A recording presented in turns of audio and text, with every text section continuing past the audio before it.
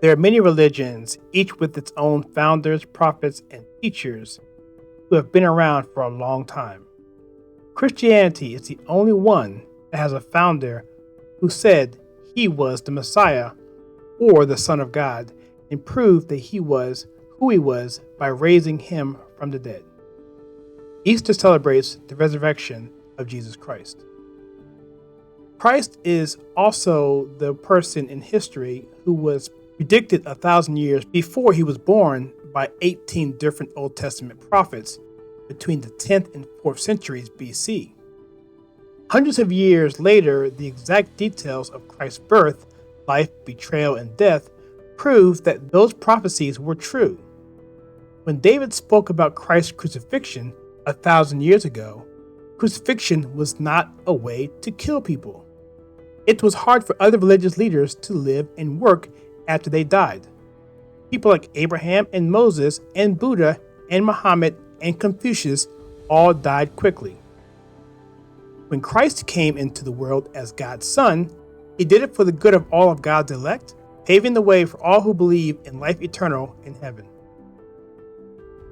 Only Christianity claims that its founder is still alive, having risen from the dead. This is the only one of the 4 major world religions that is based on personalities. After Abraham died and was buried, no Jew thought that his tomb would ever be empty again. And after Buddha died, no one claimed to have seen or talked to him again. And regarding Muhammad, whose teachings were the foundation of Islam, there is no evidence of this founder appearing to his disciples or followers after he died at the age of 61. His occupied tomb is located in Medina and is visited each year by tens of thousands of devout Muslims. Because Christ gave up his life for the good of the world, he was different from other people. When Christ lived and taught, he set the highest standard of love possible. He gave up his own life to save others. Then, in order to provide seeing is believing evidence, God raised Jesus from the dead in a tomb to life, resurrected so that people could have living proof of who he was. The New Testament contains accounts from a variety of witnesses who saw Jesus after his resurrection for the first time. In fact, between the resurrection and his ascension into heaven, Jesus appeared to his disciples 10 times in 40 days. Some of those appearances were to individual disciples, others to multiple disciples at the same time, and once to 500 disciples all at once. It's also important to note that there was no witnesses who came forward and said that these appearances were not real or that it was a hoax. There hasn't been one. We also can't find any evidence from the past that contradicts what witnesses say.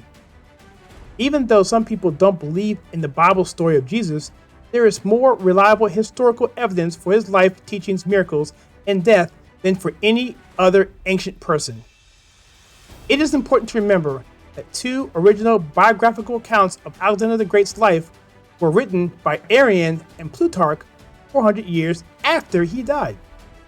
These 2 accounts show that Alexander the Great was real. Virgil and Horace's manuscripts were written more than 4 centuries after they died. They were written by people who lived in the same time period as them. The copies of works by Levi and Tacitus on Roman history and Pliny Secundus on natural history were written approximately 700 years after the original account. No one can deny that Virgil and Horace didn't live and write great poetry. Anyone who reads Levi and Tacitus accounts of the events that happened to Roman emperors Augustus, Claudius, Nero, and Tiberius doesn't question them. Homer's Iliad, which has 1,800 manuscripts, is the only one with more manuscripts than any other ancient works by historical figures who lived at the same time as Jesus. The deeds and teaching of Jesus are found in about 25,000 manuscripts. If you think about it, this is still less than 1/10 number of manuscripts that show that the New Testament was written by real people. Matthew, Mark, Luke, and John are the 4 Gospels. They were written within a generation or 2 of Jesus' life, rather than hundreds of years later. Matthew and John, 2 of the apostles who were followers of Jesus for a long time, write about what they saw and heard. Mark, who was only a teenager when Jesus started his public ministry, was also there when he saw it happen. When Luke was a doctor, he learned about Jesus from his friend Paul, the New Testament author who wrote the most letters. Because they saw the resurrected Jesus, the apostles were in a unique position. They knew for sure that Jesus was the Son of God. They had seen Jesus live, work, do miracles, and die. The apostles would have been able to tell if the claims about Jesus were true or not, if they were. The apostles would have known if the claims about Jesus were false. That is why their dedication to their testimony was so strong and compelling. Furthermore, the apostles' willingness to die for their claims has tremendous evidential value. Confirming the resurrection's truth, nobody would die for something he made up or believes is false. The apostles were transformed after seeing, talking with, and touching the risen Jesus. They then dedicated the rest of their lives to educating and advocating for the truth about the message of salvation through Christ.